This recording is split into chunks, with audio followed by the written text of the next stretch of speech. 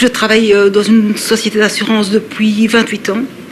Depuis 5 ans, je travaille dans une cellule qui fait partie d'un call center, mais plus particulièrement dans une cellule d'acceptation, donc un degré d'appel pour les décisions plus compliquées. C'est vrai que je fais pas mal de rêves maintenant, puisque je suis en incapacité de travailler pour le moment depuis le mois de février. J'ai rêvé par exemple que je reprenais le travail et que je n'arrivais plus à suivre. Et ce qui était anodin pour mes collègues était complexe pour moi, et que mes collègues, quand elles voulaient m'aider, elles ne pouvaient pas parce que la chef leur disait qu'elles allaient se retarder dans leur travail, et donc personne ne pouvait m'aider.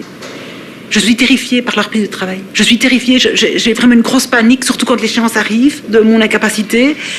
J'ai rêvé, par exemple, que je reprenais le travail et qu'on avait mis toutes des nouvelles procédures au point et que tout me paraissait compliqué. Donc, je n'arrivais déjà pas à me loguer avec mon téléphone, donc à me connecter avec mon téléphone. Et malgré tout, j'ai mon téléphone qui sonnait et j'avais un district manager néerlandophone qui me disait qu'il avait un client très important, qui avait un château, un yacht, etc. et que je devais absolument prendre une décision. Et puis la communication se brouillait et je stressais parce que j'avais rien su faire pour son dossier.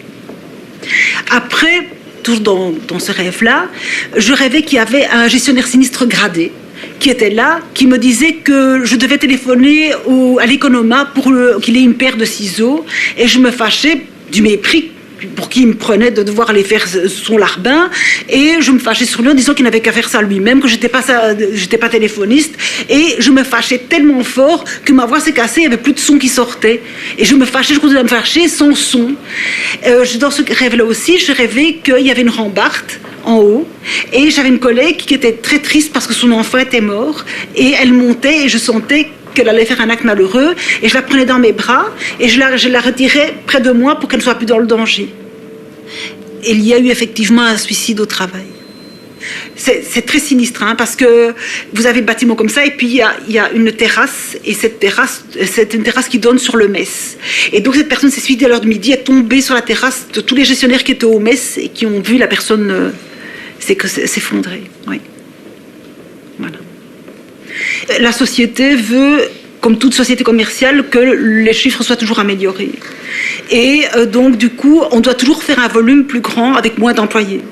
De moment, ils veulent qu'on décroche dès la première sonnerie.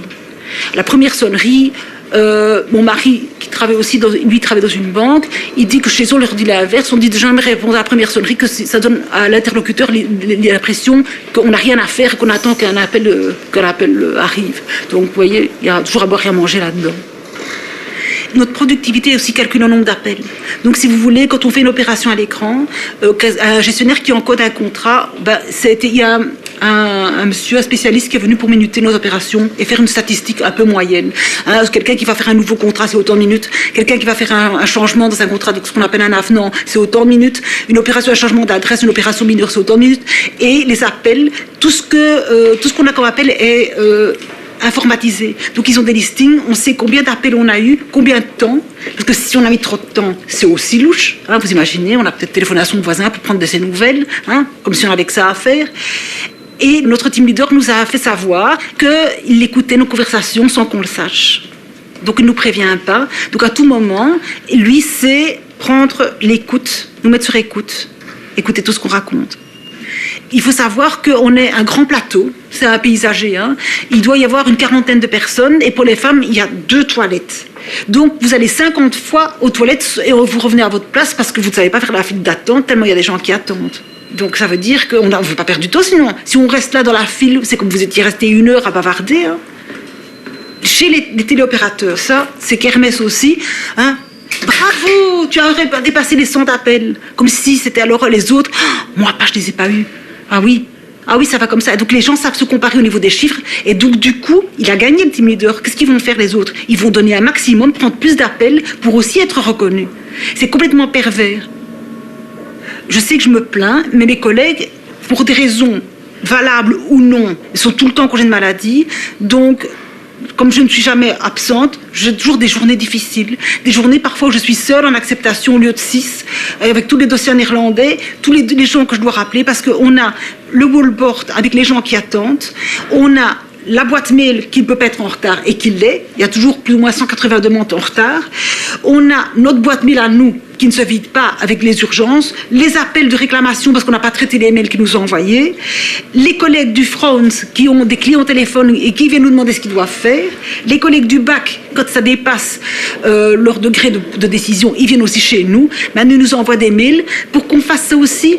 Alors, il y a les callbacks aussi. On reçoit aussi des mails où on doit rappeler quelqu'un. Il y a la formule des petits papiers qu'on vient vous donner, mais aussi les mails qu'on reçoit avec un callback. Et c'est comme ça tout le temps. On est tout le temps en plus interrompu dans son travail. On doit aller vite pour des décisions importantes qui sont lourdes de conséquences. On est tout le temps dérangé par des collègues, du front, du bac. On est dérangé par le téléphone et par tout le temps quelqu'un qui vient réclamer parce que c'est pas encore à jour. Voilà. C'est impossible à tenir. Moi, je trouve impossible à tenir. Moi, je ne peux plus. Voilà. Je ne peux plus tenir cette urgence constante rend fou. Et moi, elle me rend du folle. Mais quand je suis à la maison et que je ne dois pas aller travailler, je fonctionne tout le temps. Je fonctionne. Et ça me vient de l'intérieur. Et j'ai un peu cette déformation du bureau où je dis en permanence, je suis dans le retard, je suis toujours débordée par le volume que je ne parviens pas à faire, que à la maison, je ressens ça tout le temps aussi. Je ne sais pas comment, et je vous assure, je vais vous faire rire, mais je dois changer de mes poules, je cours pour le faire. Hein. Parce que je sais que je pense dans ma tête ce que je dois faire après, j'ai peur de l'oublier. Au moment où je fais quelque chose, je pense déjà à ce que je vais devoir faire après. Je ne parviens plus à me calmer.